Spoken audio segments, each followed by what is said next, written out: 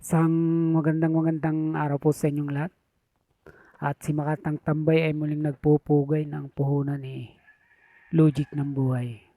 At saan man sulok ng Pinas ngayon naroon, ang pagpapala po ay sumating lahat para sa araw na ito.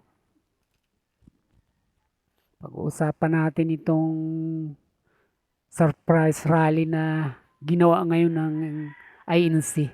At kaya nga tayo nakaisip gumawa ng video dahil nga dito. At siyempre pagka ganito, hindi tayo mawawalan dito ng reaksyon. Hindi ito white ribbons. So talagang, kaya nga surprise, hindi nila akalain may ganitong gagawin. At nakita natin napakarami nila. Halos mas marami pa dun sa white ribbon na ginawang rally nitong nakaraang araw. Itong press rally nga ito ng Iglesia ni Cristo. At kasama rin dito yung mga, alam natin yung mga DDs na kasama rito. At yung mga nagla-live kaya doon sinasabi rin yan. Marami nga tayong napapanood na tungkol dyan. At mga kinukover mismo lalo na ng SMNI at saka ng Net 25. Siyempre alam naman natin kung itong mga TV station na ito kung kanino. Pero ang sinasabi natin dito, at kaya nga tayo nagre-reaction, mukhang itong surprise dito yata talaga, dito yata mangyayari na gulantangin. Hindi lang na naman ang buong Pilipinas, kundi ang mundo. Okay? Di ba nung mag-people power nung laban kay dating Pangulong sa matandang Marcos talagang buong mundo ang ginulat ng mga Pilipino nung mga panahon na yun. At sa ayon nga rin sa mga nabgawang kanta talagang ito yung natatanging ambag ng Pilipino sa mundo. Oh, di ba? Nagbabalik tanaw lang tayo.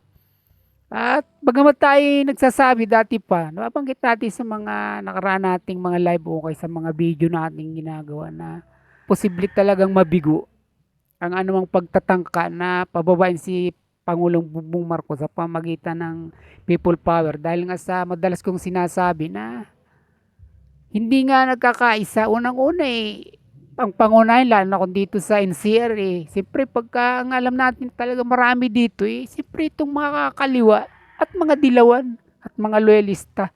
Buti sana kung Davao ito at alam natin na ang bugso ng tao ron talagang bulto. Kagulat-gulat ang magiging hugos ng tao kung ito'y Davao problema nga Maynila ito, yung NCR ito.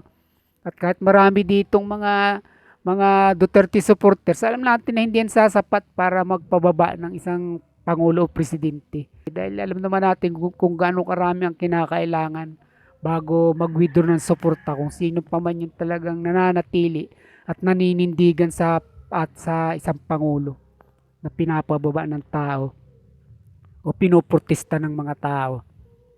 At dito kaya tayo nga napa-reaction dahil nga sa nagulat din tayo. At hindi nakakapagtaka ito dahil dalawang bis na nating nasaksihan kung gaano karami o ipinakita ng Iglesia ni Cristo yung dami o yung pwersa nila. At halos umaabot ng milyon ito. At dito nagkaka-idea tayo na sabi nga ano ba to? Disner na ba talaga? Siyempre kaya tayo nagsasabi nitong mga patiunan na imposible mahirap talaga na mapababa natin si Pangulong Bongbong Marcos kasi hindi naman talaga natin iniisip na ang Iglesia ni Cristo bilang isa talagang religious group hindi naman talaga kikilos o aksyon ng ganito. Ang kanilang pakikilaw ay masyadong limitado lamang, hindi katulad ng religious group na Katoliko na nakita mo naman garapalan talaga. Bagamat separate ang religion sa politika, alam naman natin itong mga Katoliko na talagang down to earth ito kung makilahok sa politika sa ating bansa. Talagang napatunayan naman natin na sila rin yung pasimuno o responsable sa pagpapatalsik ng matandang Marcos nung panahon na yun. Kasi nga nakita rin natin nun, mabata pa ako si Cardinal Sin, ang una rin nun sa pag-rally nun dyan sa EDSA nung mga panahon na yan. At ito, hindi natin inaasahan to na may mga ganitong hakbangin na gagawin ng Iglesia ni Cristo na alam natin isa itong uri ng pagsalangsang sa pamahalaan na which is hindi ito sumasagi sa isip natin ng mga panahon na hindi tayo o nagsasalita tayo na mahirap nga na mapababa si Pangulong Bongbong Marcos dahil nga sa dito sa NCR, dito nagagawa, sinasagawa ang pagrarally o pagkakaisang tinatawag para makalika ng isang people power at nang mapababa na nga kung sino itong abusadong namumuno sa kasalukuyan. May mga ganitong gagawin pala ang grupong ito na alam natin hindi ito maliit na person. Talagang napakalaki din ng grupong ito. At ito'y nag-uugat nga dahil nga sa mga hinaing din nila dahil Iglesia ni Cristo kaya itong si Senator Marcolita na sila rin mismo ay na rin nga sa tagapagsalita nito na ng Iglesia ni Cristo na hindi makatwiran, malayong-malayo na talagang ginagawa nila. Hindi plunder ito, paulit-ulit na sinasabi nung tagapagsalita ng Iglesia ni Cristo. Dahil ito'y galing sa tao, hindi naman ito pira ng bayan. Kung totoo man na may milyong-milyon na nakuha si Senator Marcolita nung panahon ng ito ngayon nga mga ngampanya. Pag ko sinuulit-ulit ito nung tagapagsalita nila na donasyon ito.